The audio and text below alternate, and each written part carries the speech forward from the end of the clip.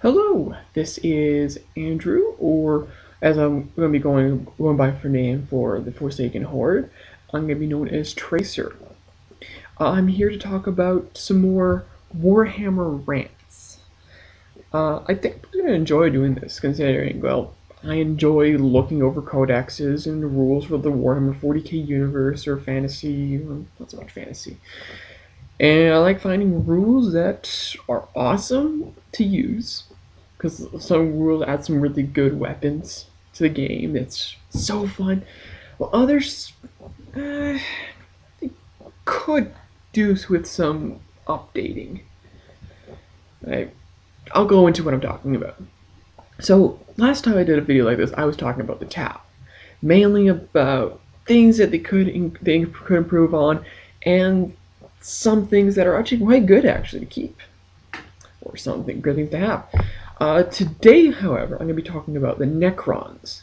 Now, Necrons, as you know, are an ancient race of now robots that used to be living organisms that gave away their bodies in order to seal their souls into living metal suits in order to fight the ancient ones in the 40k universe. Well, if you didn't know that, boom, now you know. Now, they're a very interesting race, as in that a majority of their forces have the reanimation protocol.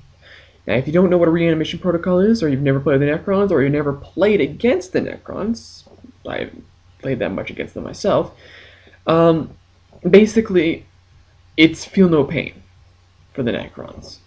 But it only applies after they die, or go down. So you don't remove them as casualties.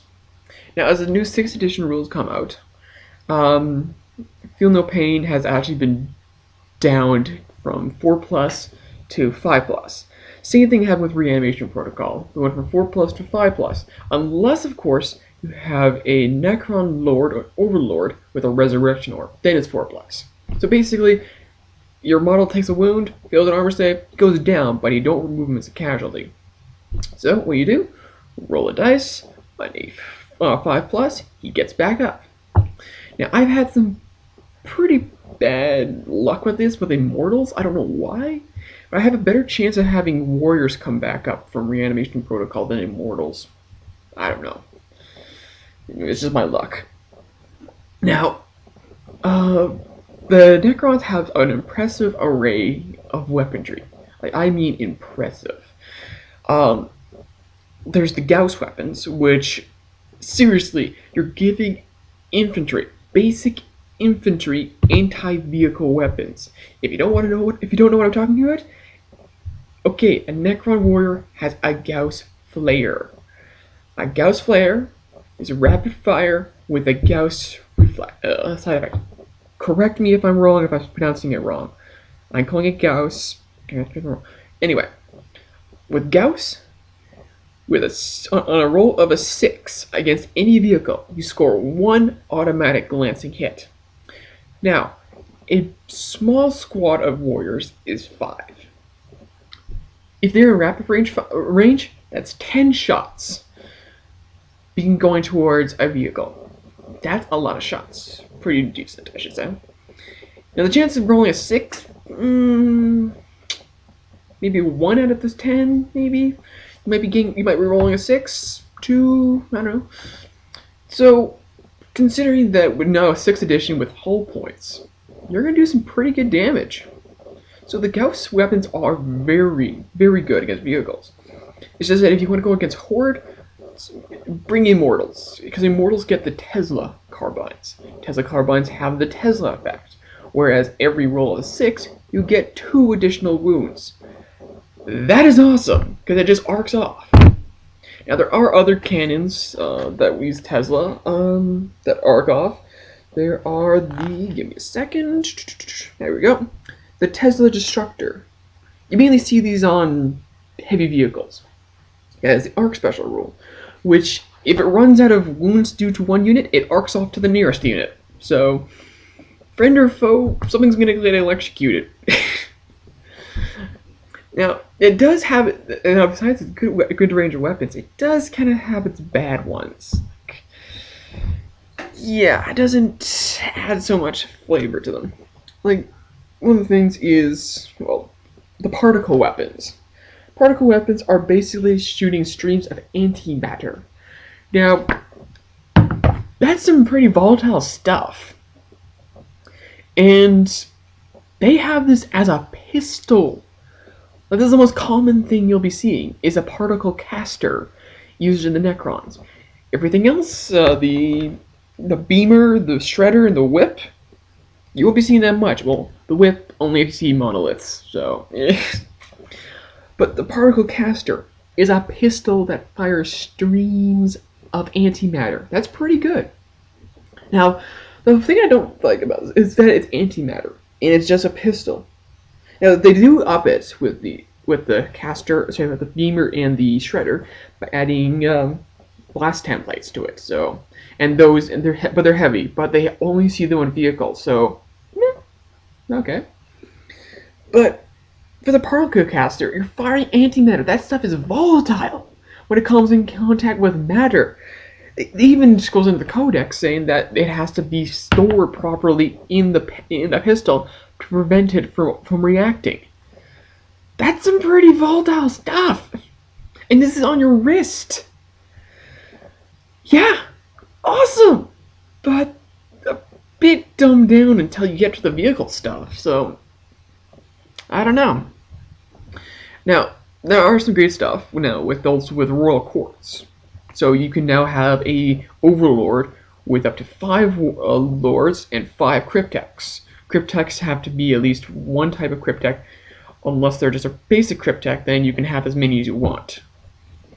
Now there are a variety of cryptechs. There are currently there's 5 cryptechs, so you can have like all 5 cryptechs in one army. So booyah! But you can't duplicate them really that much. Well, you can have 2 of them, but you cannot have the same weapon. You cannot have the same war gear as each other. Don't know why that is. You can do the same with lords. Another thing that's pretty kind of dumb. Let's see here. What was I thinking of? I'm gonna pronounce this probably horrible right now. It's a Philastri? Correct me if I'm wrong. Seriously, please correct me if I'm wrong. I really want to know how to pronounce this stuff. It's only used once. So basically, if your warlord or whatever, your HQ choice, goes down and he has this, you roll a D3. That's how many wounds he gets back when he comes back when he reanimates. And that's only 1 use only.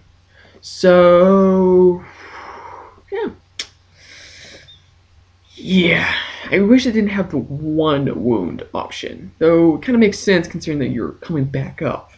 And if you're reanimating, there is a chance that you haven't depending on the wound, you're probably not going to be reanimating to the best of quality, so kind of understandable there. But there's a few things. The Synaptic Disruptor, using with the Death Marks. This is the rapid-fire sniper rifle. Now, as you know, a sniper rifle that is rapid fire is awesome. But the problem is it's basically range 24 rapid fire. So you're basically getting a rifle, like just a rifle. Standard sniper rifles about 36 inches, roughly. So you're losing distance for something that's rapid fire. So you're like, oh, okay, that sounds right. It just has a sniper upgrade to it. And the EP on this is AP5. Yeah, I think this is enough. AP5. Now, unless you're going against a horde of, I don't know, orcs, nids, stuff like that with a weak armor, like or Imperial Guard, you don't have the grade of armor save, you're not going to do much. Hey, you're not going to do much.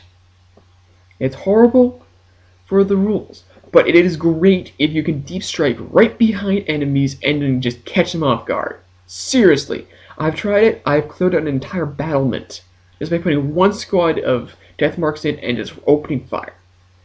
It's so fun.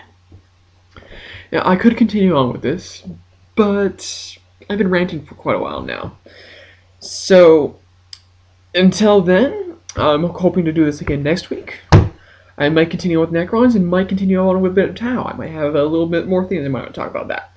So, until then, this is Tracer, signing out for the Forsaken Horde.